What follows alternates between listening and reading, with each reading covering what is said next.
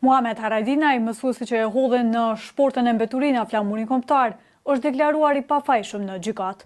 Haradinaj, një mësuesi gjuhës angleze në shkollën Gjemal Mustafa në Prishtinë, po akuzohet për një rast të ndodhur në këtë shkollë më 27 nëntor të vitit të kaluar. Rastin për të cilin raportoi edhe paparaci ndërlidhet me hedhjen në borllog të flamurit kombëtar nga mësuesi, i cili paraprakisht në të njëjtën ditë e kishte përjashtuar nga klasa një nxënëse 11 vjeçare e cila kishte shkuar në shkollë e veshur me rroba me motive kombëtare, një ditë para festës së ditës së flamurit. Të hëna mësimdhënësi Haradinaj doli para gjykatës si i pandehur në akuzën për nxitje të urrëties, përçarjes dhe mosdurimit. Ai u deklarua i pafajshëm për akuzat me të cilat ngarkohet nga prokuroria speciale.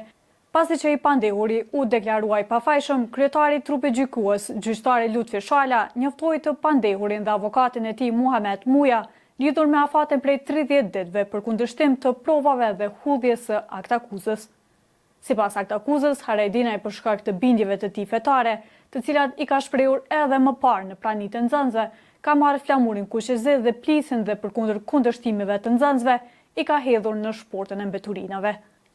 Aktakuza thotë se i pandehuri po ashtu ka larguar nga ora mësimore nxënësen e cila po mbante këto simbole me qëllim të pjesëmarrjes në programin festiv të organizuar nga shkolla për ditën e flamurit.